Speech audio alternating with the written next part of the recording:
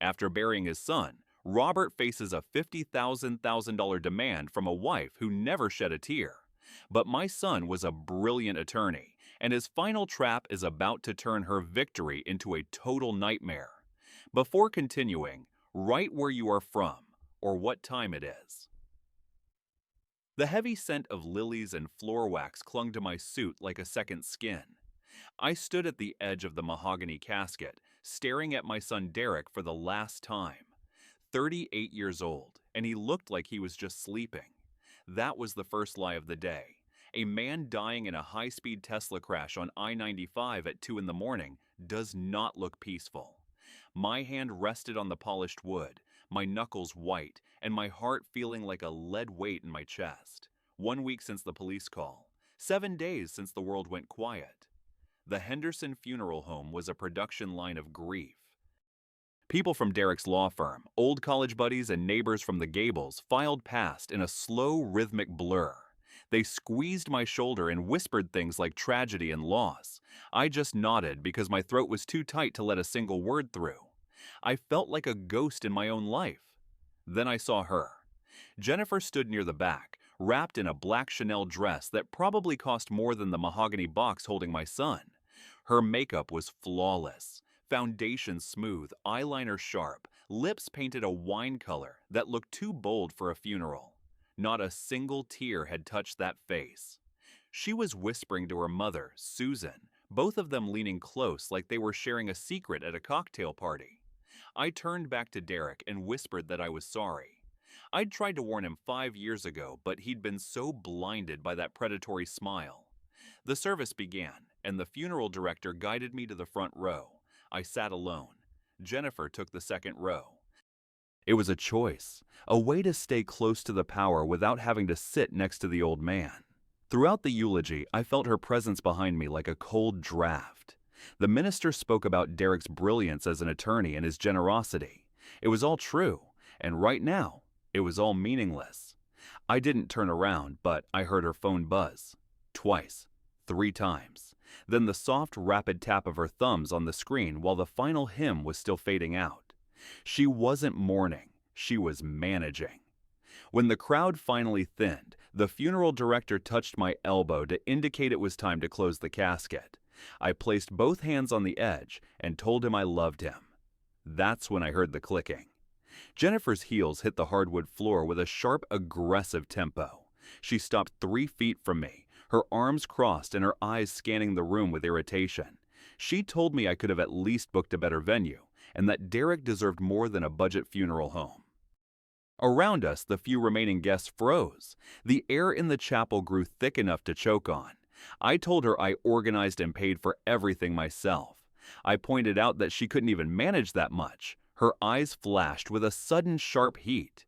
She called me Robert and accused me of not loving him, claiming she was the only one truly grieving. It was a slap in the face delivered in a room full of dead air. I looked at Susan, who had moved up behind her daughter. There was a smirk playing at the older woman's lips, a look of pure, unadulterated satisfaction. Susan said out loud that Jennifer would finally get what she deserved after putting up with everything. Jennifer took another step toward me. We were 2 feet apart now, and the smell of her expensive perfume was suffocating. She told me not to think I was in charge. She leaned in, her voice dropping to a hiss that made my pulse spike. She told me everything would change very soon. I formed fists at my sides, my palms sweating. I didn't raise them. I didn't move. I just returned her stare, letting the silence stretch until she grew uncomfortable. She waited for me to break, to beg, to yell. When I gave her nothing, she turned on her heel and walked away, Susan trailing behind her like a shadow. I watched them disappear through the chapel doors into the bright Miami sun. The funeral director approached cautiously and asked if I was ready to move to the cemetery. I nodded, but I stayed still for a moment longer. Jennifer thought I was just a broken old man. She thought I was too blinded by grief to see the shopping list she'd been making for 5 years. I'd watched her catalog Derek's assets since the day they met. I knew she was looking at his $8 million mansion not as a home, but as a prize. I exhaled slowly, feeling the wood of the pew press into my palms. The war had just been declared in the middle of a funeral home, and Jennifer had no idea how many weapons I was already holding. I drove to the reception at Derek's house. It was a masterpiece of glass and white stone, reflecting the afternoon light. I'd helped him pick this place 3 years ago. Now, it felt like a mausoleum. Valets took my keys without meeting my eyes. Inside, the entryway was filled with the same white roses and lilies from the chapel. The smell followed me like a curse. I walked into the living room and heard a sound that made my jaw lock. Jennifer was laughing. She was standing in the center of the room with a champagne flute in one hand and her phone to her ear. She was talking to a friend about buying a new Herm Kelly bag in Burgundy. She called the funeral a drag. I stopped perfectly still. I watched her gesture with the glass, her designer sunglasses pushed up on her head, treating my son's death like a minor scheduling conflict. A waiter passed with a tray.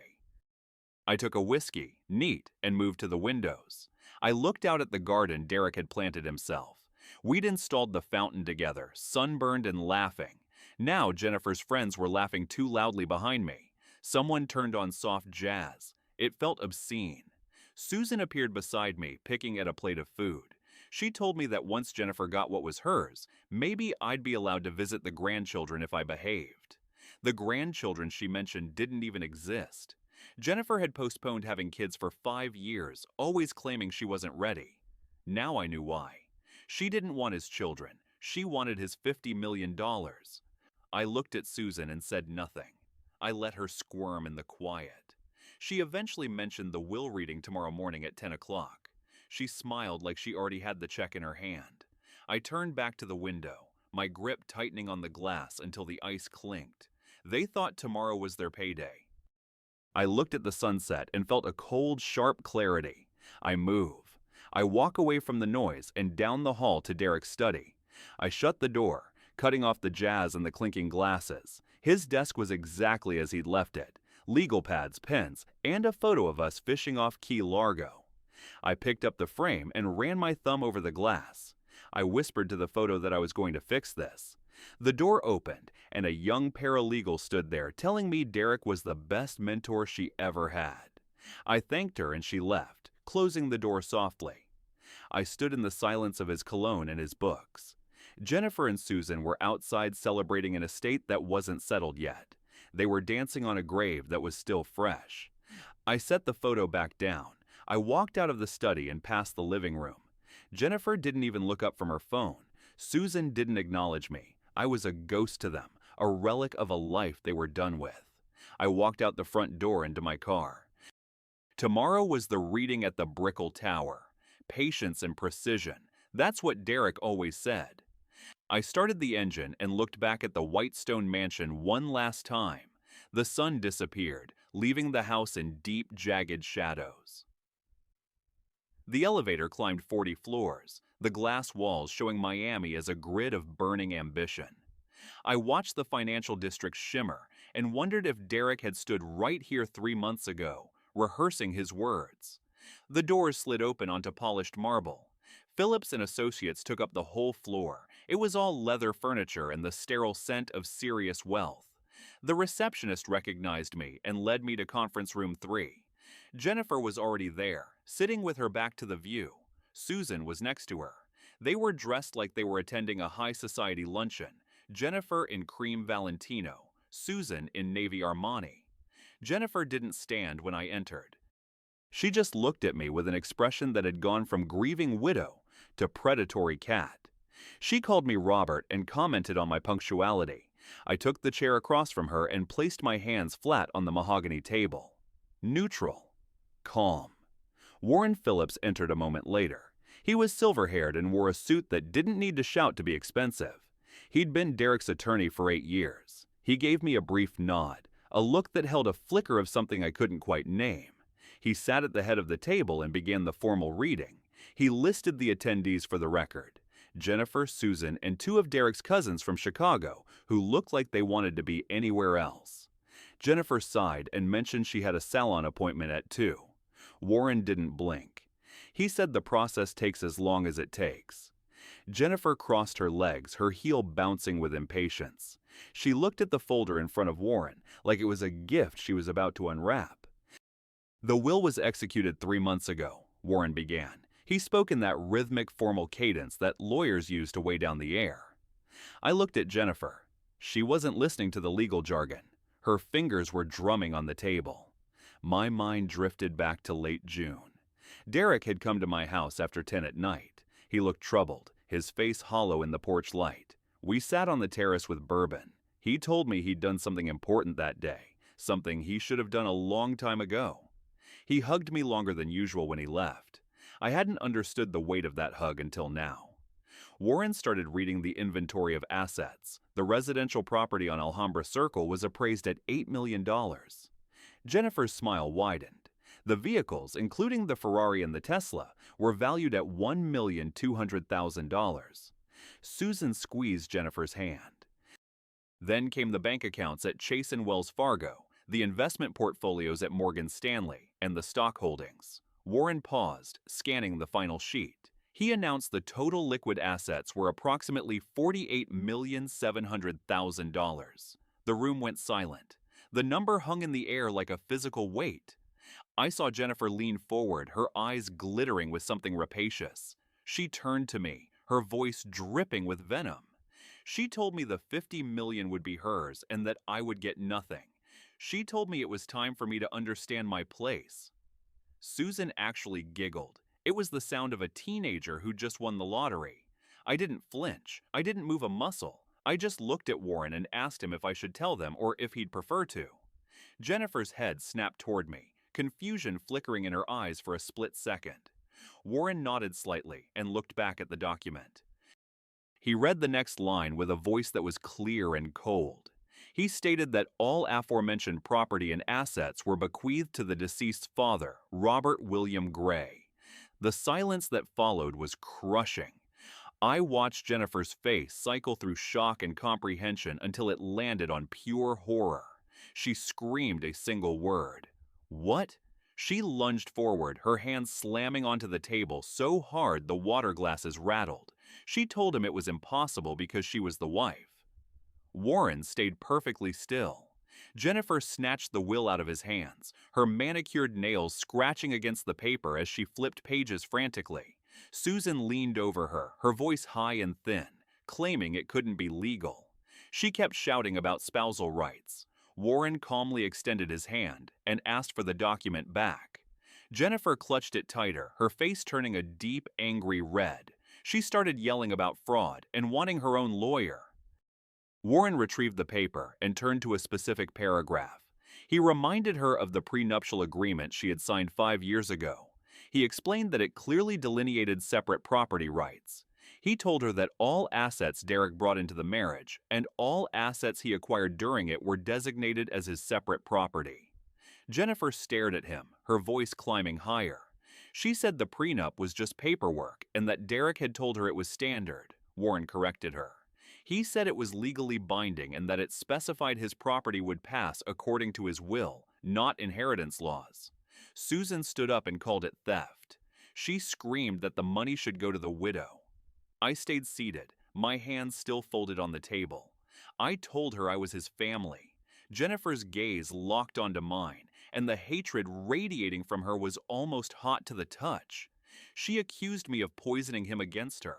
I told her I did nothing, and that Derek made his own choices. She told me she'd sue. She told me she'd fight in every court in Florida until she won. I said one word: try. The certainty in my voice made her freeze. She looked at me and saw that I wasn't afraid. She started talking about undue influence and mental incompetence. Warren cut her off. He told her Derek was perfectly competent and that he could personally attest to it. Then he dropped the final hammer. He mentioned the video statement Derek had recorded the same day he signed the will. He said Derek explained his reasoning and addressed potential challenges on camera. Jennifer's face went pale. She demanded to see it. Warren warned her that the contents were explicit regarding Derek's motivations. I told her softly that he knew everything. I told her he knew who she was and what she wanted. Her eyes darted between us like a trapped animal. Warren informed her that she was entitled to keep her personal jewelry and clothing, but the house, the cars, and the money belonged to me. Jennifer's hands clenched into fists. She told me she'd drag me through court for years until I spent every dime on legal fees. I told her to go ahead. I told her to spend her own money on lawyers and lose every appeal because the will was ironclad. I stood up slowly and told her that my son was a brilliant attorney who didn't leave loopholes. I told her he knew she'd try to exploit him, and he'd prepared for it. Warren began gathering his papers. He told her she had 30 days to vacate the property. Jennifer's voice cracked when she asked where she was supposed to go. Warren told her that wasn't Derek's concern. Susan grabbed Jennifer's arm, telling her to call their lawyer. But Jennifer wasn't moving. She was staring at me with a look of total disbelief. Her carefully constructed world had just imploded. I held her gaze for a long moment before turning toward the door. Behind me, she started screaming again. The sound was muffled by the thick glass as I walked down the corridor. I passed the abstract art and the receptionist. I got into the elevator and watched the city descend. I sat in my car in the parking garage, my hands on the steering wheel. $50 million, $8 million in real estate. It was all mine. Not because I wanted the money, but because my son had finally seen the truth and acted. I started the engine. Jennifer would rage. She'd call every lawyer in Miami. But Derek had sat on my terrace 3 months ago and told me he'd done something important. Now I understood the weight of that secret. The real battle was just beginning, and I was the one holding the map. The Miami heat hit me like a physical blow when I stepped out of the tower. 40 floors up, Jennifer was likely still tearing the conference room apart. I loosened my tie and walked to my car, the asphalt radiating heat through the soles of my shoes. The drive to Coconut Grove took 30 minutes. I didn't turn on the radio. I needed the silence to think. My mind was already mapping out Jennifer's next move. She would hire Marcus Wright, one of the most expensive litigation attorneys in the city. She would move fast. My phone rang that evening. It was Michael Chen. He told me Jennifer had just walked into Wright and Associates. I thanked him. She was throwing money at the problem, likely emptying whatever joint accounts weren't frozen yet. The next morning, another call came from a friend in the design district. Jennifer had ordered a massive moving truck for Derek's house. She was evacuating. She was taking everything that wasn't bolted down before the 30-day clock ran out. It was a series of small, desperate victories. I drove past the mansion that afternoon. The truck was in the driveway. Jennifer was on the front steps directing movers who were carrying a leather sofa. Susan was there with a clipboard looking like a foreman on a construction site. They were stripping the place. I didn't stop. I didn't intervene. Let them have the furniture. The real assets were going nowhere. I went home and waited. I spent the afternoon in Derek's old room, the place where he'd done his homework as a kid. I'd kept his childhood desk all these years. On the third day, the doorbell rang. A young man in a polo shirt handed me a manila envelope. I signed for it and took it to my office. I spread the papers across Derek's desk. Complaint to contest will. Jennifer Gray, plaintiff. Robert Gray, defendant. I read the arguments. Mental instability, depression, undue influence. She was claiming I'd manipulated a grieving son. She was also claiming a 30% elective share under Florida law, regardless of the will. It was exactly what Warren said she'd do. I reached the last page and smiled. I called Warren. I told him it was time for Plan B. He told me he'd prepare the response and asked to meet the next morning. But before that, I had a ghost to chase. Undue influence. The phrase made me think back to 2 months ago. Derek had shown up at my house late. His face was gray. We sat on the terrace, and he told me he thought Jennifer was cheating on her. He'd hired a detective. He said he could feel the lie living in his house. I remembered the pain in his eyes. A week later, he came back. He said it was confirmed. She was with Brian Kelly, his own law partner. It was a double betrayal. I told him to divorce her right then. He said he had to do it right. He had to gather evidence and protect what we'd built. He told me he wouldn't let her take it. Derek had been methodical. Those detective reports existed. I just had to find where he'd tucked them. Jennifer had no idea that her claims of being a devoted wife were about to hit a wall of cold, hard facts. But I needed more. Desperate people make mistakes, and Jennifer was the most desperate person in Miami right now. I searched for the name Warren had mentioned once. Barbara Stewart, private investigator. 25 years of experience in fraud and adultery. I called her. She answered on the second ring. I told her I needed background on a former daughter-in-law. Everything. She told me to meet her the next morning at a cafe in Coconut Grove. She told me her retainer was $15,000. I told her that wouldn't be a problem. I looked out the window as the sky turned a bruised purple. Jennifer wanted a court battle. She wanted to play the victim and talk about my son's mental state. Fine, let her file her motions. But this fight wasn't going to be decided by who had the most expensive suit or the saddest story. It was going to be decided by the truth of who she was. Derek had started the process of unmasking her. Now I was going to finish it. I met Barbara the next morning. She was shorter than I expected, with steel gray hair and eyes that didn't miss a single detail in the room. No small talk. I liked her immediately. I slid a folder across the table with the basics. Jennifer's name, Susan's info, Derek's business details. I told her I needed to know who Jennifer was before and during the marriage. Barbara scanned the contents and told me she'd need 3 or 4 days. She tucked my check into her blazer and told me not to call her unless it was urgent. The next 3 days were a slow crawl. I met with Warren and reviewed the legal response. We scheduled the preliminary hearing for early September. Procedure was moving, but my mind was in the dirt with Barbara. On the 3rd afternoon, she called. She told me she was finished. She came to my house an hour later with a leather portfolio thick with documents. We went to my office and shut the door. She spread the world of Jennifer Gray across my son's desk. Photographs, bank statements, and pages of notes. Barbara told me my instincts were correct. Jennifer was born in Queens. Her father walked out when she was 10. Her mother, Susan, worked 3 jobs. They were broke and living in a cramped apartment with relatives. Barbara showed me a photo of a teenage Jennifer. She looked thin and hungry. She was smart, but she dropped out of community college. She moved to Miami at 28 and started working as a hostess at a high-end Italian place on Brickell. It was a hunting ground for wealthy men.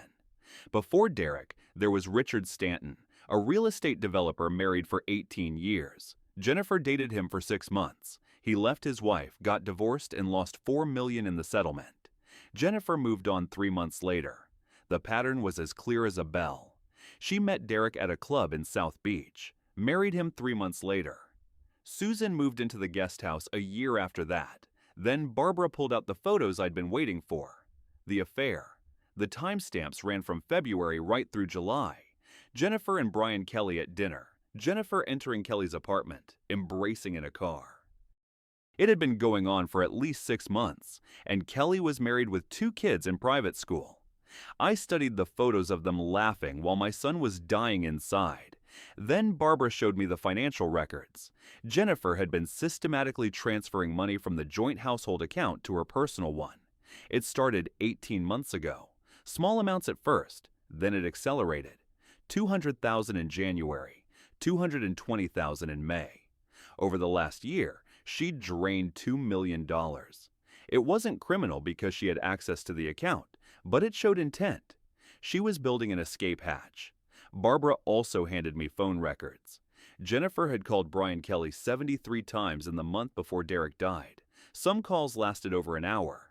I sat back, looking at the evidence of betrayal spread out on the desk where my son used to do his math homework. Jennifer's history, her calculated climb, the affair, and the $2 million. Behind it all was Derek's strategy. He'd seen her. He'd changed the will. He'd protected our legacy. I gathered the photos into a stack. Barbara told me Derek was smart to document it. She said Jennifer had been running this play for years, and Derek was just the one who finally figured it out. After Barbara left, I stayed in the office. I had everything I needed to destroy her credibility. Jennifer wanted a court battle. She'd made her claims about undue influence. Now she was going to get the fight of her life. The preliminary hearing was in 2 weeks. I would let her believe she had a chance. I'd let her hire her experts and file her motions, but when we walked into that courtroom, I was going to present the truth.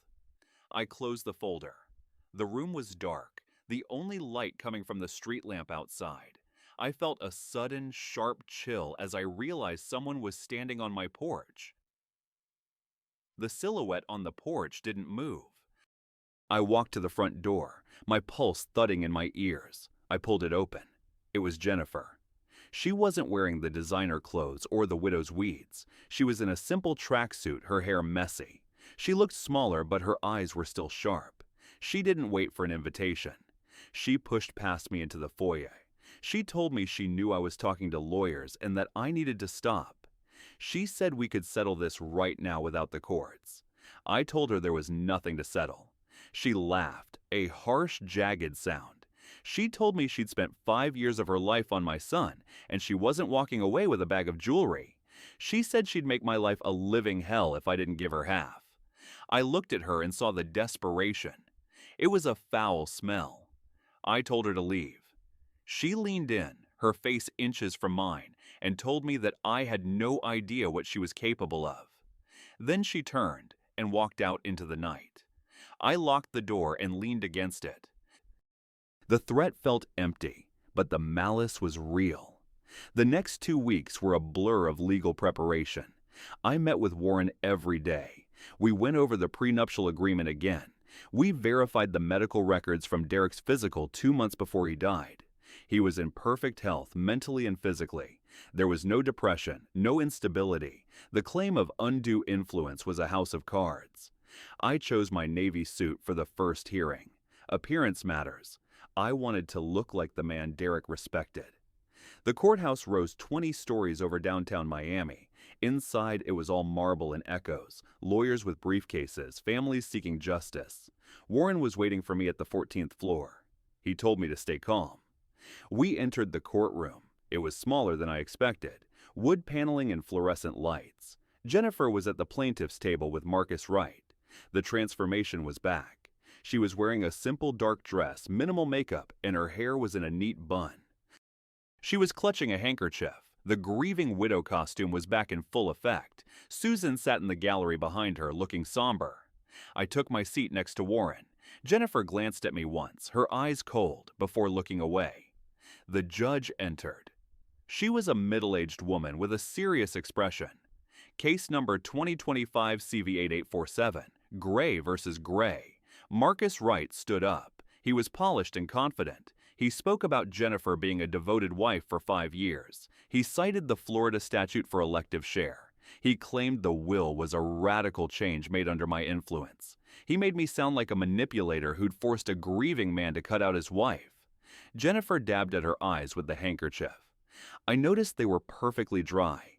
Wright spoke for 10 minutes, painting a picture of a victimized widow. When he sat down, Warren stood up. He was methodical. He handed the judge the prenuptial agreement.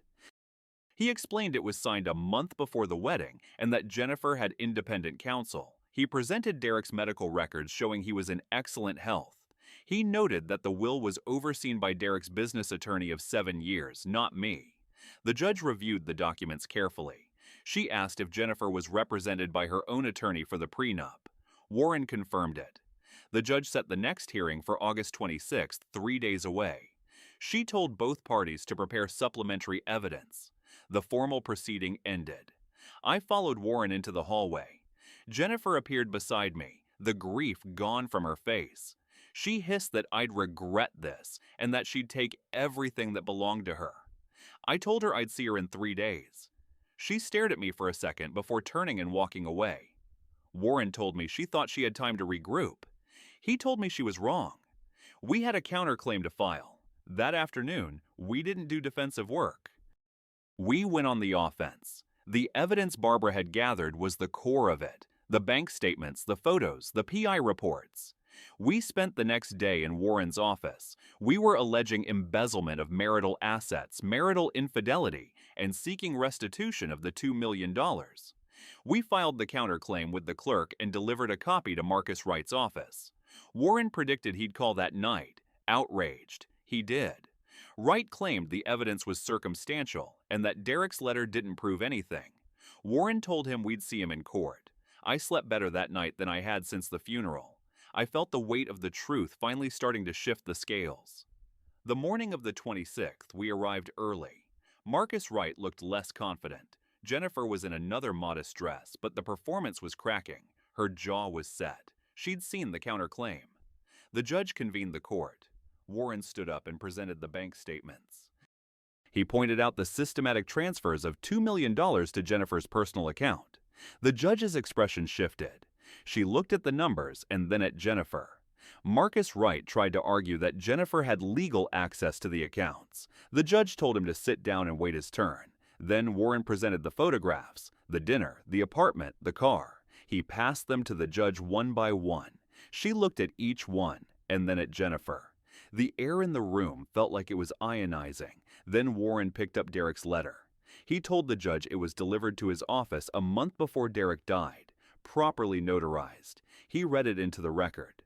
Derek's words were heavy with pain. He wrote about discovering Jennifer's infidelity with Brian Kelly. He wrote about needing to protect the family assets. He wrote that Jennifer had married him for financial gain and that he wouldn't let her take what we'd built.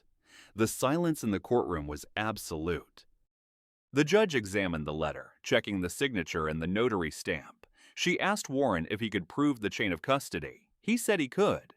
Marcus Wright's shoulders sagged. Jennifer's knuckles were white. The judge made notes for several minutes. She announced she needed the night to review the evidence and would reconvene at 9 the next morning. Court was adjourned. The moment the judge left, Jennifer turned to Wright and asked how we'd gotten the photos. Wright told her it didn't matter because the evidence was legitimate. I walked into the hallway with Warren. He told me that tomorrow she'd lose everything. I went home and sat in Derek's room. I told his photograph that we'd done it. The room was quiet. I felt a sense of justice, but also a deep, aching sadness.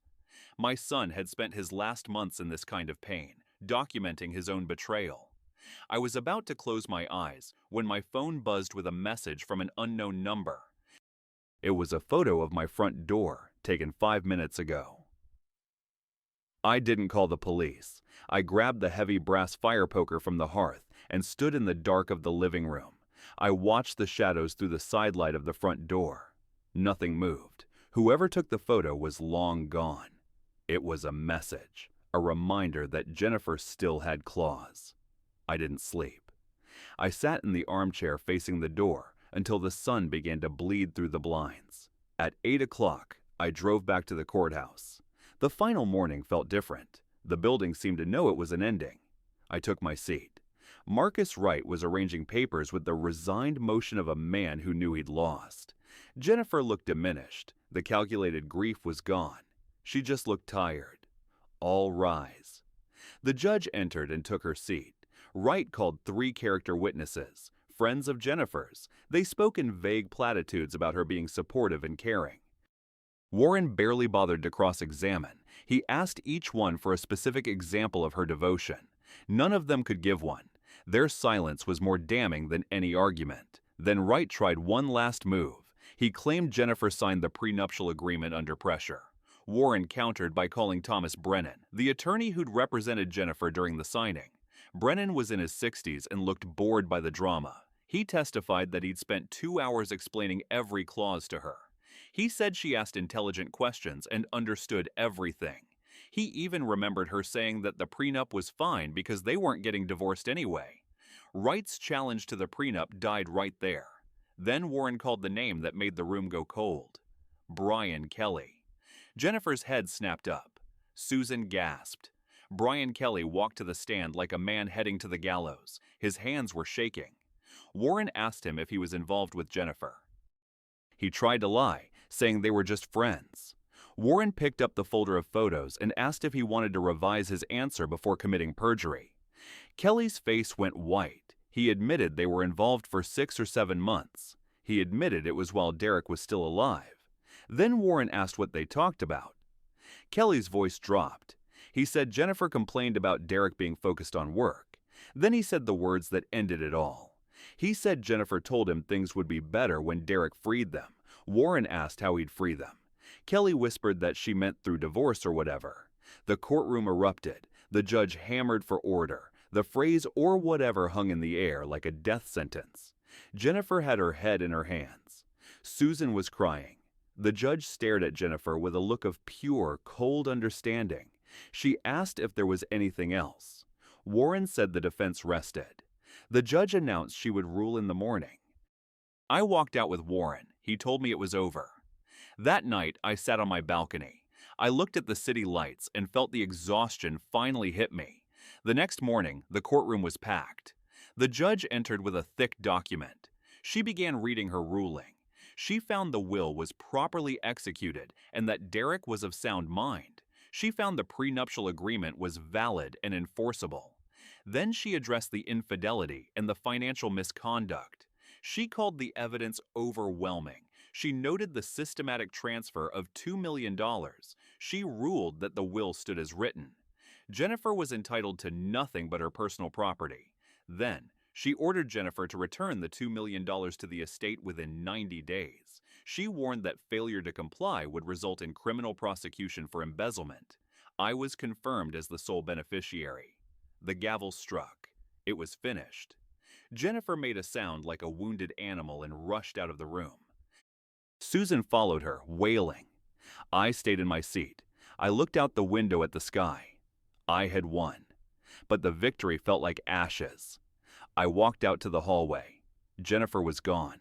There were no more clicking heels, no more threats, just the quiet murmur of the courthouse. I drove home and sat in my son's study. I told his photograph that it was done. I told him his legacy was safe. The next day, I got an email from Jennifer. She apologized. She said she was leaving Miami. She was bankrupt from the legal fees. Susan was going back to a small apartment and working multiple jobs. Brian Kelly's reputation was destroyed. I felt no joy in it, just a sense that the world had finally righted itself. I met with my lawyers and established the Derek Gray Memorial Foundation with $30 million. The remaining money went into expanding the business. I sold the mansion. It was too full of ghosts. I found a smaller place with a view of the ocean. A month later, I stood on the balcony of my new home. I held a photo of Derek when he was 6, laughing on my shoulders. I told the empty air that his memory was protected. I told him I missed him every day. I looked out at the waves. The sun was setting, casting a long gold path across the water. For the first time in weeks, I could finally breathe. I went inside and closed the glass door, the latch clicking shut with finality. The Miami humidity felt like a physical weight as I stepped onto the balcony of Derek's study, the same spot where we once toasted to his first big win as a junior partner. That was a different life. Now, the house felt like a hollow shell of white stone and glass, stripped of its warmth by the woman who was currently looting it. I checked my watch, 11:15 in the morning. Barbara Stewart had promised the deep dive report by noon, and in my world, time was the only currency that didn't lie. I went back inside, my footsteps echoing on the marble floors that Jennifer had already claimed as her personal runway. The silence was broken by the sharp, rhythmic thud of a hammer coming from the master suite. I followed the sound and found 2 men in gray jumpsuits prying a massive gilded mirror from the wall while Jennifer watched, checking items off a list on her tablet. She didn't even look up when I entered. She just told the men to be careful because that piece was worth more than my car. I leaned against the door frame, watching her systematic destruction of my son's home. She was treating his life like a garage sale, and she hadn't even waited for the ink to dry on the death certificate. I asked her if she was planning to take the floorboards too. Jennifer finally looked at me, her eyes cold and clinical, and told me that according to her lawyer, anything not specifically mentioned in the prenup was fair game as marital property. She smiled, a sharp, jagged expression that showed too many teeth, and told me I should be grateful she was leaving the light fixtures. I felt the heat rising in my chest, that familiar surge of protective rage, but I forced my hands to stay loose at my sides. I told her that greed was a heavy burden to carry, especially when it was stolen from a dead man. Her smile vanished instantly. She stepped toward me, the tablet clutched to her chest like a shield, and hissed that I had no right to talk about Derek. She claimed she was the one who sat through his long hours and his moods while I was just the old man in the background. She told me to get out of her way because she had a truck to fill and a life to start that didn't include me. I didn't move. I told her that she could take the mirrors and the sofas, but she couldn't take the truth. My phone buzzed in my pocket. I pulled it out and saw a message from Barbara. I'm downstairs.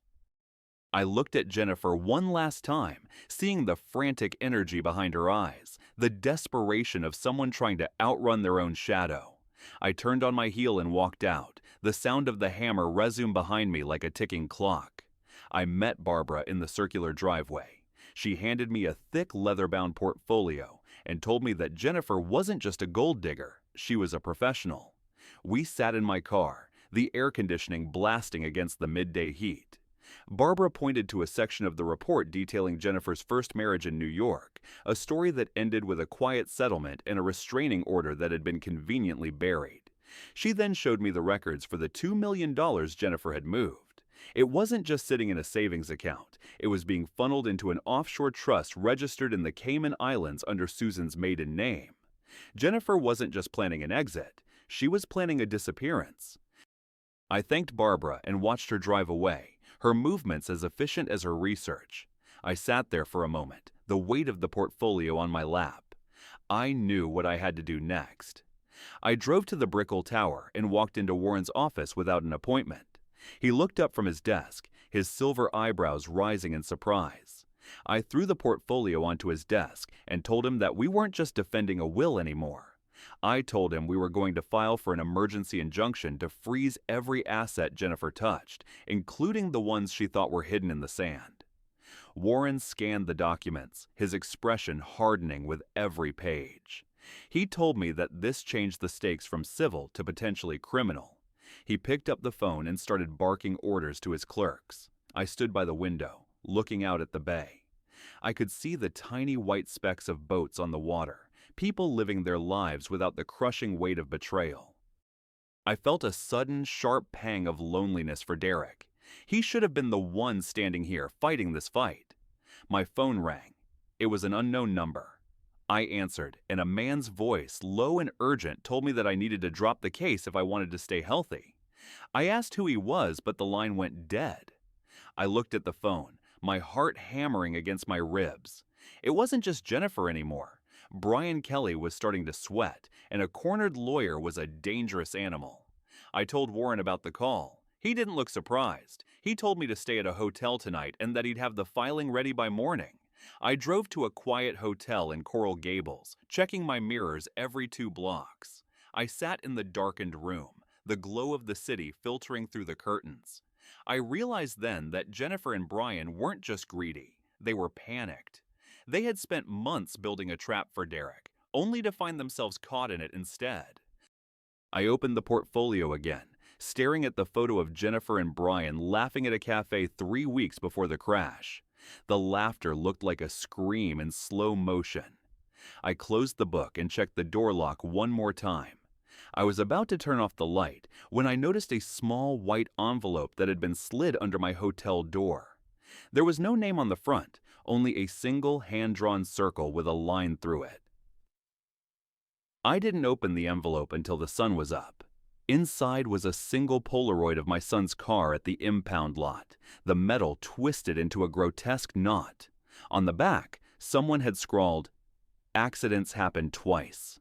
I felt a cold shiver trace down my spine, but it was quickly replaced by a white-hot clarity. They weren't just trying to rob the estate, they were trying to bury the witness. I called Warren and told him I was coming in. I didn't mention the photo over the phone. Some things are better said in a room with 4 thick walls. The courthouse was a beehive of activity when we arrived for the second hearing. Jennifer was there, looking more composed than the day before, wearing a navy suit that projected an image of somber stability. Susan sat behind her, clutching a string of pearls like they were a rosary. I took my seat and felt the weight of the Polaroid in my pocket. Warren leaned in and whispered that the judge had granted the emergency freeze an hour ago. Jennifer didn't know yet.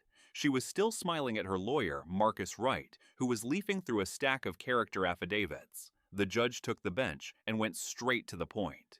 She announced that based on the supplementary evidence filed by the defense, she was issuing a temporary restraining order on all liquid assets associated with the Gray estate, including personal accounts held by Jennifer Gray. I watched the color drain from Jennifer's face in real time. It was a slow gray fade that left her looking skeletal. Marcus Wright stood up, his voice cracking as he argued that this was a violation of his client's basic rights to support herself. The judge cut him off with a sharp rap of her gavel. She told him that when $2 million migrates to the Cayman Islands in the middle of a probate dispute, basic rights become a secondary concern. Jennifer's head snapped toward me, her eyes burning with a fury that was almost feral. I didn't look away. I wanted her to see that the old man she'd dismissed was the one holding the leash. The hearing was adjourned for a full evidentiary review the following week. In the hallway, the air felt electric. Jennifer intercepted us before we reached the elevators. She didn't hiss this time. She screamed. She called me a monster and told me I was destroying my son's memory by dragging his private life into the mud. I pulled the Polaroid from my pocket and held it up so only she could see it. I asked her if she wanted to talk about accidents. She froze, her mouth hanging open, the scream dying in her throat. Susan rushed forward to pull her away, but Jennifer stayed rooted to the spot, staring at the twisted metal in the photo. I told her that Derek was a brilliant attorney, but he was a better man, and he deserved a wife who didn't count his money while he was still breathing. I told her that every dime she took from the household account would be returned, with interest, or she'd be trading her Chanel for a prison jumpsuit. She didn't answer. She just turned and ran toward the stairs, her heels clicking a frantic, uneven rhythm on the marble. Susan followed, her wails echoing in the stairwell.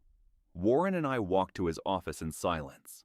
He told me that we had them on the ropes, but the finish line was still miles away. We needed to find the source of the threats. I told him about the Polaroid and the phone call. Warren's face went grim.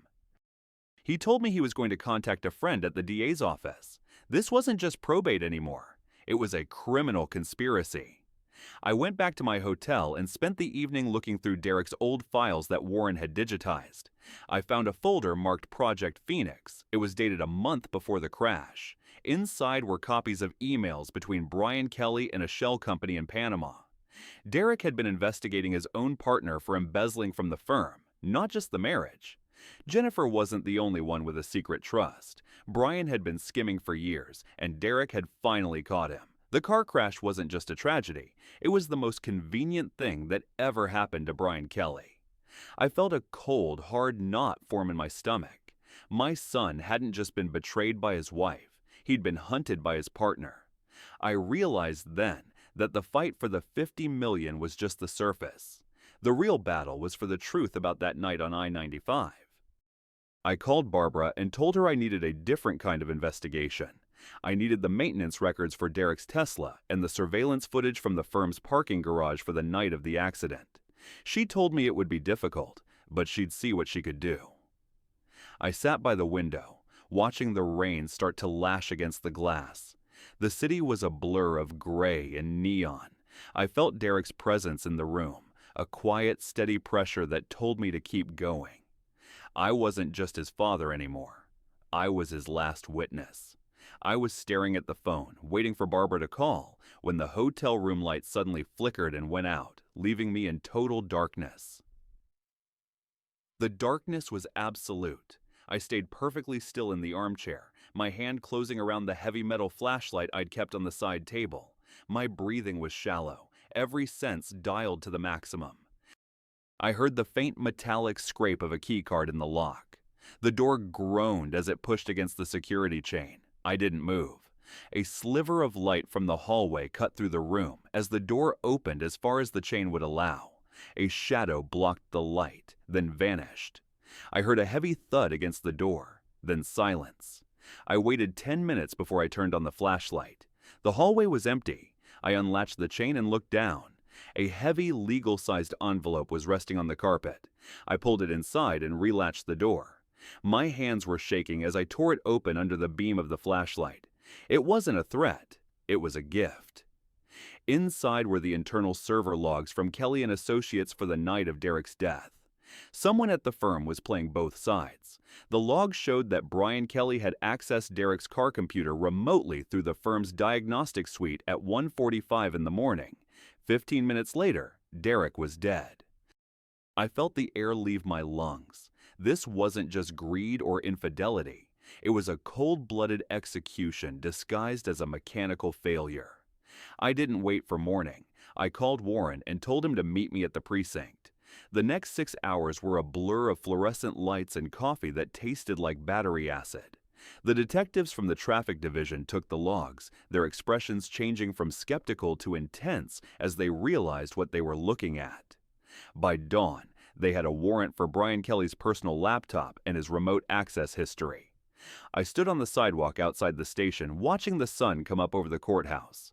The final hearing was in 4 hours. The courtroom was packed when we walked in. The air was thick with the scent of cheap perfume and tension. Jennifer was there, but she looked different. The navy suit was wrinkled and the makeup couldn't hide the dark circles under her eyes. Brian Kelly sat in the back row, his face the color of old parchment. He looked like a man who was already standing in a cell. The judge took her bench, her expression grimmer than I'd ever seen it. She started by reading the final ruling on the probate matter. She declared the will valid and the prenuptial agreement fully enforceable.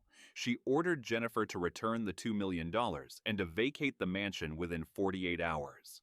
Jennifer made a small, choking sound, but she didn't move.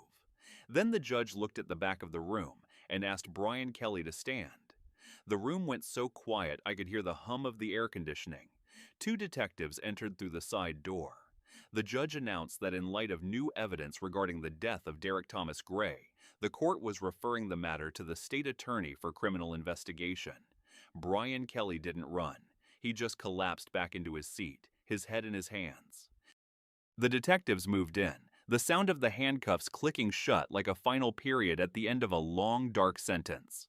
Jennifer turned to look at him, her eyes wide with a horror that was finally genuine. She realized then that she hadn't just married a man for money, she'd partnered with a killer to keep it. She looked back at me, her face a mask of pleading, but I turned my back on her. I walked to the front of the room and stood by Warren. He squeezed my shoulder, his eyes wet with a relief that he didn't try to hide. The judge struck her gavel one last time, a sharp echoing sound that felt like it cleared the air of 5 years of lies. I walked out of the courthouse and into the bright, blinding light of midday. The heat didn't feel oppressive anymore. It felt like it was cauterizing the wounds. I drove to the cemetery and sat by Derek's headstone. The grass was green and perfectly manicured.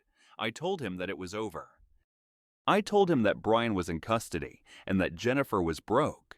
I told him that the truth had finally caught up with the greed. I sat there for a long time, watching the shadows of the palms grow long across the marble. I felt a sense of peace that I hadn't known in decades. I had protected his legacy, but more importantly, I had found his justice. I was walking back to my car when I saw a woman standing by the gate. She looked familiar. It was the young paralegal from Derek's firm, the one who had come to the study during the reception. She held out a small, leather-bound journal. She told me it was Derek's private diary from his last 6 months, and she'd been too afraid to come forward until she saw Brian in handcuffs. I took the book, my fingers trembling as I touched the worn leather. I realized then that my son had left me one last conversation. The journal was a map of a man's soul. I sat in my new apartment, the one with the ocean view, and read every word. Derek hadn't just been investigating Jennifer and Brian. He'd been planning a new life. He wrote about wanting to start a foundation for kids who didn't have the chances he had. He wrote about how much he loved me and how he regretted not listening to my warnings sooner. I cried for the first time since the funeral, the tears hot and heavy washing away the last of the lead in my chest. The following weeks were a whirlwind of quiet, decisive actions. I established the Derek Gray Memorial Foundation with $30 million from the estate. I saw his face in every young entrepreneur who walked through the door with a dream and a plan. I used the rest of the money to ensure that the criminal case against Brian Kelly and Jennifer was ironclad. Jennifer eventually reached out, sending an email filled with apologies and a plea for a small stipend. I didn't respond. Some silences are earned. She moved back to Queens, living in a basement apartment and working as a telemarketer. Her Chanel and Valentino long ago sold to pay the lawyers she eventually lost. Susan was there too, the pearls gone, replaced by the same hard, hungry look she'd started with. Brian Kelly took a plea deal to avoid the death penalty, trading his corner office for a 6x9 cell for the rest of his natural life. The firm was liquidated, the assets used to pay back the clients he'd defrauded.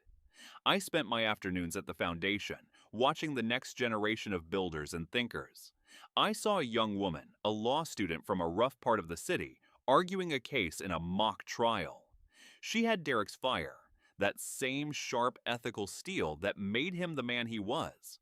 I told her she'd be a great attorney one day.